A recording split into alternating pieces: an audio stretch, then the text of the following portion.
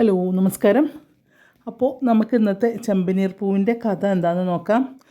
അങ്ങനെ സുധീനെ അങ്ങനെ നിർബന്ധിച്ച് പറഞ്ഞേക്കാണ്, എന്ത് വന്നാലും വേണ്ടില്ല, ജോലി ഇല്ലാണ്ട് അങ്ങനെ വരികയും ചെയ്യരുത്, എനിക്ക് വയ്യ ഈ സച്ചിയുടെയും രേവതിയുടെയും മുന്നിൽ ഇങ്ങനെ തലയും കുനിച്ച് നിൽക്കാൻ, എത്ര നാളായി പറയണു എന്തെങ്കിലും ഒരു ജോലി സംഘടിപ്പിക്കാൻ വേണ്ടിയിട്ട് എന്നൊക്കെ പറയാം. അപ്പോൾ പറയും, ഞാനിവിടെ പോയിട്ട് അത് ശ്രുതി ജോലി സംഘടിപ്പിക്കുന്നതെന്ന് ചോദിക്കുകയാണ് നമ്മുടെ സുധി. അപ്പോൾ അതൊന്നും എനിക്കറിയില്ല, എനിക്ക് മടുത്തു ഇവിടെ നിന്നിട്ട്, ഇവിടെ നിന്ന് എങ്ങോട്ടെങ്കിലും പോകാൻ തോന്നുകയാണ്, അതുകൊണ്ട് വേഗം എവിടെയെങ്കിലും ജോലി സംഘടിപ്പിച്ച് പിന്നെ കൊണ്ടുവരണം, അല്ലാണ്ട് നിങ്ങളുടെ വരിക വേണ്ട എന്നൊക്കെ പറഞ്ഞ് സുധീനെ തള്ളി വിടുകയാണ് കേട്ടോ. പോകുമെന്ന് പറഞ്ഞിട്ട്, ജോലിക്ക് പറഞ്ഞിട്ട് തള്ളി വിടുകയാണ്. അങ്ങനെ സുധി ജോലി അന്വേഷിച്ച് നടക്കുകയാണ്. നടന്ന് എവിടേക്കും പോകുമ്പോൾ ക്വാളിഫൈഡ് ഇതോടാണ് ജോലി എവിടെയും കിട്ടാത്തതാണെന്ന് അപ്പോൾ അടുത്ത പരാതി. അപ്പോൾ പറയും, ഇപ്പോൾ കൂടുതൽ പഠിച്ചതും പ്രശ്നമായോ എന്നൊക്കെ ഇങ്ങനെ പറയുകയാണ്. അങ്ങനെ നടന്ന് അവസാനം ഒരു ഹോട്ടലിൻ്റെ ഒരു റെസ്റ്റോറൻറ്റിൻ്റെ മുന്നിൽ വന്ന് നിൽക്കുമ്പോൾ അവിടെ ജോലി ഒഴിവ്, സ്റ്റാഫിന് ആവശ്യമുണ്ട് പറഞ്ഞിട്ട് ഒരു ബോർഡ് കാണാം. അപ്പോൾ പറയും, ഇവിടെ ആളെ വേണം തോന്നുന്നു, പോയി നോക്കണോ എന്ന് പറഞ്ഞിട്ട് ഇങ്ങനെ കൺഫ്യൂഷൻ അടിച്ച് നിൽക്കുകയാണ് ആൾ, പോകണോ പോകണ്ടയോ എന്ന് ഇങ്ങനെ അറിയാണ്ട്. അപ്പോൾ എന്തായാലും ഒന്ന് നോക്കാം എന്ന് പറഞ്ഞിട്ട് ചെല്ലുകയാണ്. അപ്പോൾ ഒരാൾ ക്യാഷിലുണ്ട്. അപ്പോൾ അയാളോട് ചോദിച്ചിട്ട്, ഹലോ സാർ എന്ന് പറയുമ്പോൾ, പറയൂ, ഇവിടെ സ്റ്റാഫിന് ആവശ്യമുണ്ട്, സാർ ഇരിക്കൂ എന്നൊക്കെ പറഞ്ഞു. ആദ്യം അയാൾ എൻ്റെ ക്യാഷിലിരിക്കുന്ന സാർ ഇരിക്കൂ, ഫുഡ് കഴിക്കുന്നത് അങ്ങോട്ട് ഇരുന്നോളൂ, ഒറ്റയ്ക്കുള്ളൂ എന്നൊക്കെ ചോദിക്കുക. അപ്പോൾ പറയാം, അല്ല സാർ ഞാൻ ജോലി അന്വേഷിച്ച് വന്നതാണ് പറയും. ജോലി അന്വേഷിച്ചിട്ടോ? അപ്പം ഇവൻ ഇങ്ങനെ നല്ല ഇതിലൊക്കെയാണ് വന്നിരിക്കുന്നത്, നല്ല ടിക്ടോപ്പിലല്ലേ വന്നിരിക്കുന്നത്. അപ്പോൾ അയാൾക്കൊരു കൺഫ്യൂഷൻ. അപ്പോൾ പറയും, അല്ല തന്നെ കണ്ടിട്ട് ജോലി അന്വേഷിച്ച് നടക്കുന്ന പോലെ അല്ലല്ലോ. അല്ല സാർ ഞാൻ ജോലി അന്വേഷിച്ചിട്ടാണ് വന്നത്, ജോലി അന്വേഷിച്ച് വന്നു തന്നെയാണ്, പക്ഷേ തന്നെ കണ്ടിട്ട് അതിൻ്റെ വേഷവും കാര്യങ്ങളൊക്കെ കണ്ട് തന്നെ ഇതോ വലിയ വീട്ടിലാണെന്ന് തോന്നുന്നല്ലോ എന്നൊക്കെ പറയും. അപ്പോൾ അതല്ല സാർ, അത് ഞാൻ എൻ്റെ വേഷം ഇങ്ങനെ പറഞ്ഞിട്ട് തപ്പി തടയും. അപ്പോൾ പറയും, തനിക്ക് വിദ്യാഭ്യാസം എത്ര ഉണ്ട്? അപ്പോൾ വലിയ ഉയർന്ന വിദ്യാഭ്യാസം പറയാൻ നിൽക്കുമ്പോഴേക്കും പറയും, അല്ല വലിയ വിദ്യാഭ്യാസമാണെങ്കിൽ ഇവിടെ ജോലിയില്ല, വേഗം വിട്ടോ, കാരണം 2 ദിവസം നിന്ന് 3-ാമത്തെ ദിവസം ആകുമ്പോൾ അവർ ഇവിടുന്ന് പോകും, വേറെ ജോലി കിട്ടിയെന്ന് പറഞ്ഞിട്ട്, അങ്ങനെയുള്ളവർക്ക് ഇവിടെ ജോലിയില്ല അറിയും. അപ്പോൾ അല്ല സാർ എനിക്ക് 10ാം ക്ലാസ് ഉള്ളൂ എന്ന് അറിയും നമ്മളെ ശ്രുതി. കാരണം എങ്ങനെയെങ്കിലും ഒരു ജോലി സംഘടിപ്പിക്കണം, ശ്രുതി നിർബന്ധിച്ചിരിക്കുകയാണ് ഒരു ജോലി സംഘടിപ്പിക്കാൻ വേണ്ടിയിട്ട്. അപ്പോൾ പറയും, പിന്നെ അപ്പോൾ ഇവിടെ ഒന്ന് ക്ലീനിങ് ബോയ് ഉണ്ട്, ഒന്ന് കാരണം ഫുഡ് കൊണ്ടു കൊടുക്കുക, അവിടെ ക്ലീൻ ചെയ്യുക, അങ്ങനത്തെ ഉണ്ട്. പിന്നെ ഫുഡ് ഓർഡർ എടുക്കുന്ന ഒരു ജോലിയുണ്ട്. അപ്പോൾ അതിലേതാ വേണ്ട വയ്ക്കും. അപ്പോൾ ചോദിക്കും, ഇതിൽ രണ്ടും തമ്മിൽ എന്താ വ്യത്യാസം എന്ന് ചോദിക്കും ശ്രുതി. ഓഹോ, തനിക്ക് അതും അറിയില്ലേ എന്ന് പറയും. താൻ ഹോട്ടലിലൊന്നും നിന്നിട്ടില്ല വയ്ക്കുമ്പോൾ, ഇല്ല ഞാൻ ഹോട്ടലിൽ ഭക്ഷണം കഴിച്ചിട്ടുണ്ട്, അല്ലാണ്ട് എനിക്ക് ജോലി ചെയ്തിട്ടില്ല അറിയാം. അതാ പ്രശ്നം എന്ന് പറയും. അപ്പോൾ എന്നിട്ട് പറയും, ശരി ഇവിടെ ഒരാളുണ്ട്, ഞാൻ അയാളെ വിളിക്കാം, അയാളെ കൂടെ പോയിട്ടൊക്കെ പഠിക്കാൻ പറയും. എന്നിട്ട് അങ്ങനെ ഒരാളെ വിളിക്കുന്നത്, അയാളെ വിളിച്ചിട്ട് അയാളോട് പറയും, ഇയാളെ കൊണ്ടുപോയിട്ട് ഫുഡ് ഓർഡർ എങ്ങനെ എടുക്കേണ്ടതെന്നൊന്ന് കാണിച്ചു കൊടുക്കാൻ വേണ്ടി പറയുകയാണ്.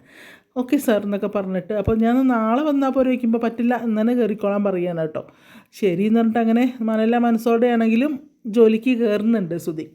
അത് കഴിഞ്ഞ് ഉച്ച കഴിഞ്ഞ് വൈകുന്നേരം വരികയാണ്. വീട്ടിൽ വരുന്ന സമയത്ത് ആരുമില്ല. അപ്പോൾ നമ്മുടെ രേവതിയും സച്ചിയും കൂടെ നിന്ന് സംസാരിക്കുക. അപ്പോൾ പറയും, സച്ചി നീ എന്താ ഇവിടെ നിൽക്കുന്നത്, അവിടെ പൂക്കടയിൽ ആരുമില്ലല്ലോ, അങ്ങോട്ട് അവിടെ പോയി നിൽക്കുമ്പോൾ, ഇല്ല സച്ചിയുടെ കുറച്ച് മാവ് അരയ്ക്കാനുണ്ട്, നാളെ രാവിലേക്കുള്ള മാവ് അരയ്ക്കാനും കാര്യങ്ങളൊക്കെ ഉണ്ട്, ഞാൻ അതിന് വേണ്ടി വന്നതാണ്, രാത്രിത്തെ ഫുഡൊക്കെ റെഡിയാക്കണം, അതിന് വേണ്ടി വന്നതാണ് പറയും. അപ്പോൾ പറയും, അതിനിവിടെ വേറെ ആരുമില്ലേ, നീ അങ്ങോട്ട് എന്ന് പറയും. അതല്ല അത് കഴിഞ്ഞിട്ട് പോകാറ്, എന്നാൽ ഞാൻ പോയി നിൽക്കാൻ കടയിൽ പറയും.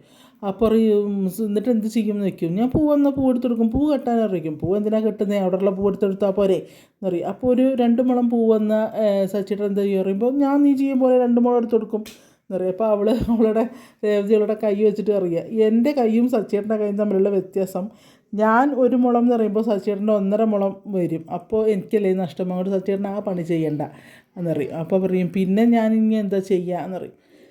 സച്ചിയുടെ എനിക്ക് ചായ ഉണ്ടാക്കട്ടെ എന്ന് പറഞ്ഞിട്ട് നമ്മുടെ രേവതി അകത്തേക്ക് പോവാണ് കേട്ടോ. അത് കഴിഞ്ഞ് അപ്പോഴേക്കാണ് ശ്രുതി വരുന്ന കയ്യിലൊരു കവറൊക്കെ പിടിച്ച് ഭയങ്കര ഹാപ്പി ആയിട്ട്, അമ്മേ അച്ഛാ ശ്രുതി എല്ലാവരും വാ, ശ്രീകാന്തേ വർഷേ ഒക്കെ വാന്ന് പറഞ്ഞിട്ട് വിളിക്കുക. അപ്പോൾ എന്താടാന്ന് വെച്ചിട്ട് രവി വരും. അപ്പോൾ പറയും, അച്ഛാ എല്ലാവരും ഇവിടെ ഇരിക്കുക എന്നൊക്കെ പറയും. എല്ലാവരും വിളിക്കുക. അപ്പോൾ സച്ചിയും രേവതിയും അവിടെ തന്നെ നിൽക്കണ്ട, ഡൈനിങ് ഹാളിൽ തന്നെ നിൽക്കണ്ട, അച്ഛ അങ്ങോട്ട് വാ, അമ്മ ഇങ്ങോട്ട് വാ, ശ്രുതി ഇങ്ങോട്ട് വാ എന്നറിയാം. അപ്പോൾ എന്താടാ നീ നീ ബഹളം വെക്കുന്നത് നോക്കി നമ്മുടെ സച്ചി, നീയല്ലേ പറഞ്ഞത് എനിക്ക് ജോലി കിട്ടില്ല, ഞാൻ അങ്ങനെയാണ്, ഞാൻ ഇങ്ങനെയാണ്, ഞാൻ മടിയനാണ് എന്നറിയാം. അപ്പോൾ പിന്നെ എന്താണ് അങ്ങോട്ട് ഞാനൊരു സത്യം പറയാൻ പോവാണെന്നറിയാം. അപ്പോൾ നീ പറയടാ എന്നറിയാം. അപ്പോൾ സച്ചി ഇങ്ങനെ ഇടയ്ക്ക് ഇടം കൊള്ളിയിട്ട് ഇങ്ങനെ ഓരോന്ന് പറയുന്നുണ്ട് കേട്ടോ. അപ്പോൾ നീ എന്താ നിനക്ക് കിട്ടിയത്, നിനക്ക് ജോലി കിട്ടിയോ, എവിടെ കിട്ടി, നീ വരെ പാർക്കിൽ പോയി കടന്നുറങ്ങാൻ പോയിട്ടുണ്ടാവും, നുണ പറയുകയാണ് അങ്ങനെ അറിയുമ്പോൾ, അല്ലടാ അതൊക്കെ നീയാണ്, എനിക്ക് ജോലി കിട്ടിയോ എന്നൊക്കെ, അച്ഛാ ഇരിക്കച്ചാന്ന് പറയും. അപ്പോൾ പറയും എനിക്കിന്ന് ജോലി കിട്ടി അമ്മേ എന്നറിയണം. അപ്പോൾ ഭയങ്കര സന്തോഷമാണ് എല്ലാവർക്കും. അപ്പോൾ പിന്നെ മറ്റേ എന്താ പറയുക, ശ്രുതി വരണു, ചന്ദ്ര വരണു, ചന്ദ്ര കെട്ടിപ്പിടിക്കണു, എൻ്റെ മോനെ എന്ന് പറയണു. ഭയങ്കര സീനാണ്. അപ്പോൾ സച്ചിയും രേവതി മുഖത്തോട്ട് മുഖം നോക്കി നിൽക്കട്ടോ.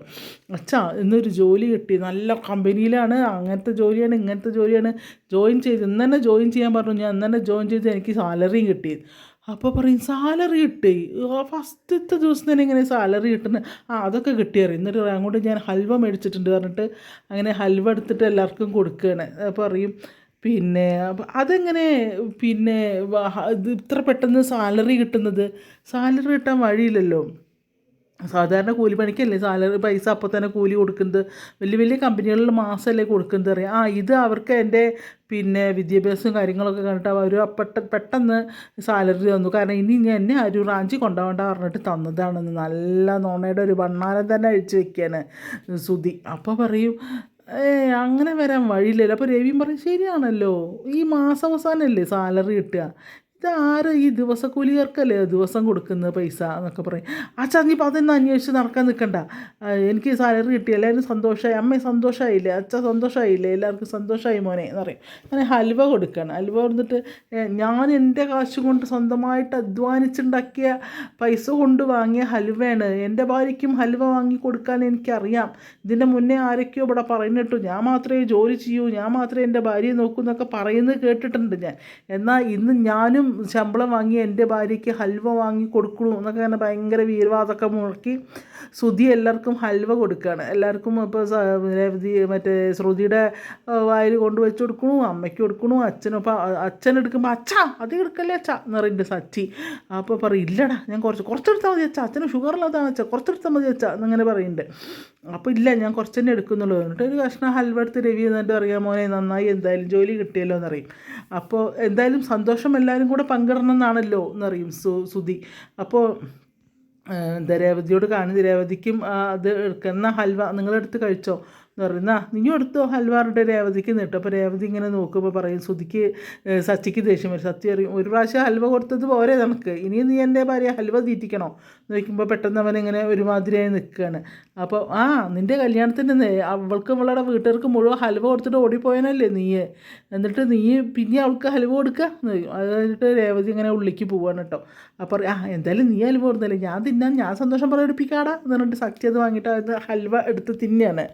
അപ്പോൾ തിന്നുന്ന സമയത്ത് ഈ സച്ചി പറയും ഈ ഹൽവ ഇന്ന ഹോട്ടൽ റെസ്റ്റോറൻറ്റിൽ ഉണ്ടാക്കുന്നതാണല്ലോ ഇതിങ്ങനെ പറയുകയാണ് കേട്ടോ. അതിൽ കാരണം സച്ചി ജോലിക്ക് പോയ സുധി ജോലിക്ക് പോയ റെസ്റ്റോറൻറ്റിൻ്റെ പേര് നമ്മുടെ സച്ചി പറയുന്നുണ്ട്. ആ റെസ്റ്റോറൻറ്റത്തെ ഹൽവയാണല്ലോ ഇത് അറിയും. പിന്നെ നീ ഒരു റെസ്റ്റോറൻറ്റുകാരൻ നീയല്ലേ ഇപ്പോൾ പറയുന്നത്? അല്ല അവരുടെ ഹൽവ തന്നെ, കാരണം ഇത് വേറെ എവിടെയും കിട്ടില്ല ഈ ഹൽവ, ഇത് അവരുണ്ടാക്കുന്ന ഹൽവയാണ് അല്ലേടാന്ന് വയ്ക്കും. അപ്പോൾ എന്നറിയും. അപ്പോൾ പറയും ആ ഹൽവയാണത് എനിക്കറിയാം, ഞാനവിടെ പോവാറുണ്ട്, ഞാൻ അവിടുന്ന് ഭക്ഷണം കഴിക്കാറുണ്ട് എന്നൊക്കെ ഇങ്ങനെ സച്ചി പറയുക. അതിൽ നമ്മളെ പെട്ടോ സുധി പെട്ടോ ഇനി. അപ്പോൾ പറയും സാരല്ല നല്ല ഹൽവ എന്നിട്ട് ഒന്നും കൂടെ എടുത്തിട്ട് പോവുക കേട്ടോ നമ്മുടെ സച്ചി. രവതി ഞാൻ പോവുക എന്ന് പറഞ്ഞിട്ട് പോവുകയാണ്. പിന്നെ അങ്ങോട്ട് പോവും, അപ്പോഴും പോവും. അപ്പോൾ പിന്നെ നമ്മുടെ സുധിക്കൊരു പേടി, ഇനി സച്ചി എങ്ങാനും അവിടെ എങ്ങാനും കയറി വരുമോ എന്താ ഏതാണെന്നറിയണ്ടേ. അപ്പോൾ എന്നിട്ട് ശ്രുതിനെ വിളിക്കുക, ശ്രുതി നമുക്ക് മുകളിൽ പോകാമെന്ന് പറഞ്ഞിട്ട് അങ്ങനെ അവർ രണ്ടാളും കൂടെ മുകളിലേക്ക് പോവുകയാണ്. അപ്പോൾ ശ്രുതിക്ക് ഗ്യാസൊക്കെ പോകും, കാരണം സച്ചി സ്ഥിരം പോണ റെസ്റ്റോറൻറ്റാണ്, റെസ്റ്റോറൻറ്റിൻ്റെ പേര് വരെ പറയും. അപ്പോൾ പിന്നെ എന്നിട്ട് പോയി കഴിയുമ്പോൾ പറയുക നീ അപ്പോൾ അതിൻ്റെ ഇടയ്ക്ക് ചന്ദ്ര അറിയണ്ട മോനെ നീ വലിയ കാശുകാരനായിട്ട് ആ റെസ്റ്റോറൻറ്റ് വാങ്ങണം, എന്നിട്ട് ഈ സച്ചിനെ ആ കടയ്ക്ക് കയറ്റരുത് എന്നൊക്കെ പറയും. എന്നറിയും. അപ്പോഴും സച്ചിയോടാണ് ഇവർക്ക് ഈ സാധനത്തിലുള്ള ദേഷ്യം മുഴുവൻ അമ്മയ്ക്ക്. അങ്ങനെ അവിടുന്ന് പിന്നെ ശ്രുതിയും കൂടി മോളിൽ പോവാണ്. അപ്പോൾ ശ്രുതി ചെന്ന ഉടനെ തന്നെ ശ്രുതിയെ അങ്ങോട്ട് കെട്ടിപ്പിടിക്കാൻ എനിക്ക് ഒരുപാട് സന്തോഷമായി. ഇന്ന് ഞാൻ സച്ചിയുടെയും രേവതിയുടെയും മുന്നിൽ തലയുയർത്തി നിന്നു, എനിക്ക് ഒരുപാട് സന്തോഷമായി എന്നൊക്കെ ഇങ്ങനെ പറയുകയാണ് കേട്ടോ. അപ്പോൾ പറയും അപ്പം രേവതി അല്ല സോറി രവിനോട് ചന്ദ്ര ചോദിക്കുന്നുണ്ട്, കണ്ടോ എൻ്റെ മോൻ എങ്ങനെയുണ്ട് എന്ന് ചോദിക്കുകയാണ് ചന്ദ്ര രവിയോട്. അപ്പോൾ കുറച്ച് ദിവസം കഴിയട്ടെ എന്നിട്ട് പറയാം എന്നറിയും. കാരണം 4 ദിവസമേ നിൽക്കുള്ളൂ, 5-ാമത്തെ ദിവസം അവിടെ നിന്ന് വിട്ടിട്ട് പോരും. അതുകൊണ്ട് പറയാം കുറച്ച് ദിവസം കഴിയട്ടെ എന്നിട്ട് പറയാമെന്നിങ്ങനെ രവി പറയുകയും ചെയ്യും. അത് കഴിഞ്ഞാണ് ശ്രുതി ചോദിക്കുന്നത്, പറയൂ എന്താ എവിടുന്ന് എങ്ങനെ ജോലി കിട്ടി, ഞാൻ ഇത്രയും പ്രതീക്ഷിച്ചില്ല സച്ചിൻ സുധി എന്നൊക്കെ ഇങ്ങനെ പറയൂ കേട്ടോ.